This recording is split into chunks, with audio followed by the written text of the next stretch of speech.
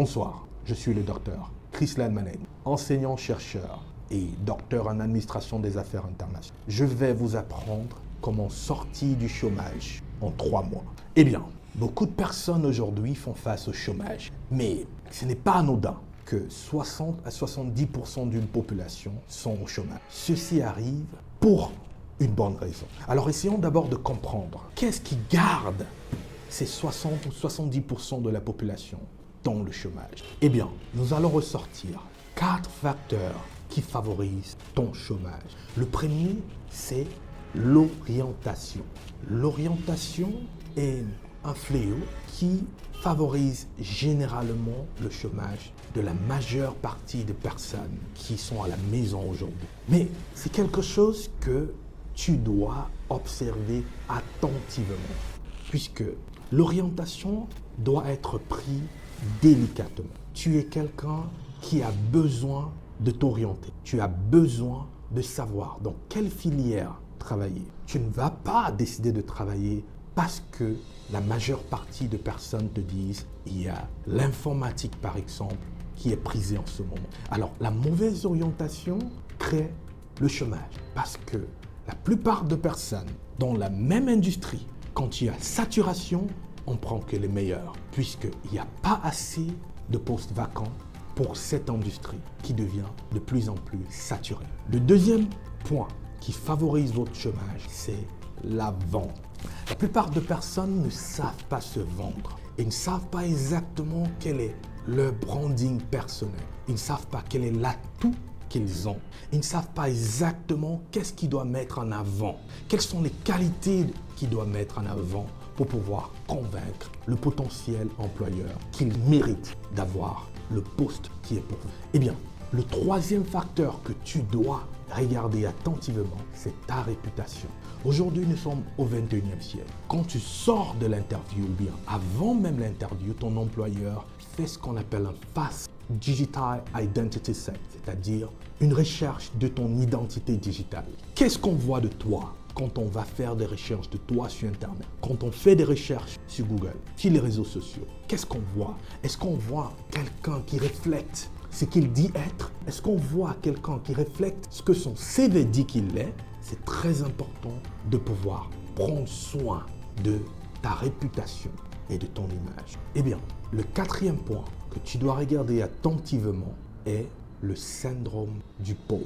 Le syndrome du pauvre. Eh bien, le syndrome du pauvre est ce syndrome-là qui pousse la plupart des chômeurs, ou bien même tous, à réfléchir comme le pauvre, comme la famille. Et pour vous dire vrai, l'employeur identifie quand un potentiel employé ou un chercheur d'emploi vient à une interview avec ce syndrome du pauvre. Pourquoi est-ce que le syndrome du pauvre est très détrimental pour votre recherche d'emploi? Simplement parce qu'il n'y a aucun employeur qui veut vous employer pour que vous venez simplement remplir votre ventre et rien lui donner en retour. C'est parce que vous avez le syndrome du pauvre que ça devient très difficile de vous lever le matin pour aller au travail, pour aller dans votre bureau, pour aller dans votre activité qui vous donne un salaire. Parce que c'est pesant, parce que vous avez été dicté par ce syndrome et non par l'amour que vous pouvez avoir pour votre métier. Parce que vous avez décidé de travailler par contrainte et non par amour. Alors, il est très important de regarder attentivement si on a ce syndrome du pauvre. Alors, nous allons résumer. Les 4 points que nous devons vraiment analyser ou bien regarder attentivement est, premièrement, l'orientation. Est-ce que je fais ce que j'aime faire? Est-ce que je décide de travailler ou de me former dans une industrie que je maîtrise, que j'aime? Parce que quand vous vous formez dans une industrie que vous aimez, vous êtes créative, vous faites des recherches, vous êtes capable d'avancer sans toutefois réfléchir. Parce que vous vous dites, c'est ma passion, j'aime. Alors le deuxième point est la vente. Vous devez savoir vous vendre. Vous devez connaître comment être un brand personnel efficace. Comment faire en sorte que le potentiel employeur puisse vous voir comme vous vous voyez. vous devez être le candidat idéal. Et pour ça, il faut savoir se vendre, il faut connaître ses atouts. Le troisième point que vous devez contrôler attentivement est votre réputation. Êtes-vous sûr que votre identité digitale est irréprochable, impeccable, que quand on va chercher sur Internet, on trouve des trucs qui sont en ligne avec ce que vous avez inscrit dans votre CV. Et le dernier point, le syndrome du pauvre. Rassurez-vous que vous n'avez pas le syndrome du pauvre, que vous n'acceptez pas de challenge juste parce que vous voulez manger. Acceptez des challenges parce que vous vous dites que vous pourrez contribuer à l'avancement du projet dont vous ferez partie. Alors, parlons un peu de l'histoire de Big Mike. Big Mike, c'est un ami à moi qui était pas si brillant à l'école, mais il savait ce qu'il voulait.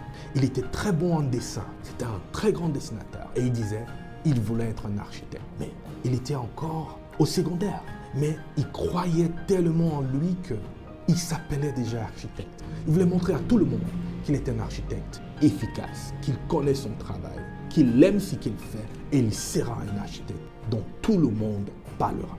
Alors, un jour, durant une porte ouverte, on a une grosse entreprise qui est venue et Big Mike a décidé de montrer les différents dessins des bâtiments qu'il a conçus. Et quelle était la résultante? La résultante était qu'à juste 17 ans, Big Mike était employé comme architecte principal dans une grosse multinationale. Voilà ce que la vente même de votre image, de ce que vous savez faire, peut vous apporter. Voilà ce qu'une bonne réputation peut vous apporter. Et voilà ce que peut vous apporter de mettre à côté l'aptitude ou le syndrome du pauvre. Big Mike a démontré qu'il avait une très bonne aptitude. Il a montré que sa passion, c'était l'architecture, qu'il est juste poussé par la passion et non l'argent. Il ne partait pas travailler pour de l'argent, il allait travailler pour exprimer son talent. Il était toujours à la quête du savoir. Il voulait toujours démontrer la meilleure partie de lui et qu'il peut être un atout pour l'entreprise qu'il emploie. Big Mike a aussi montré qu'il avait une très bonne réputation parce qu'à chaque fois qu'on parlait de lui, on parlait de l'architecte. Le gars qui est passionné par l'architecture. Big Joe savait aussi se vendre. Il se vendait comme cet architecte-là que tu ne pourras pas te passer. Celui dont tu as besoin si tu veux être visionnaire, si ton entreprise veut percer loin, si ton entreprise veut penser à sa 10e génération. Big Mike avec une très bonne orientation. Il se voyait comme le meilleur. Il se voyait comme ne faire que ce sur quoi il est passionné, c'est-à-dire l'architecture. À part ça, il ne se voyait nulle part. Alors, je vous implore à sortir du chômage grâce à ces 5 techniques indéniables si vous voulez sortir du chômage et vous rendre libre et avoir le job de vos rêves en 3 mois. Appliquez attentivement ces 4 différentes recommandations et vous direz au revoir au chômage. Alors, pour tous ceux et celles qui voudront apprendre comment obtenir un emploi en 3 mois grâce à notre formule, vous êtes priés de nous contacter et d'assister à nos ateliers pour apprendre comment se distinguer, développer notre passion et notre orientation, savoir se vendre, travailler notre réputation et développer l'esprit de vainqueur, de gagnant, de bosseur et éradiquer l'esprit du chômeur ou du pauvre. Nous le faisons chaque mois et nous vous implorons de pouvoir avancer avec nous, travailler pour sortir du chômage, car le chômage est un état d'esprit et a besoin d'être éradiqué. Je suis le docteur Christian Manengs. Accompagnez-moi ce mois à me féliciter pour avoir fait la couverture du Challenge International en tant qu'entrepreneur aguerri. Je vous dis à bientôt.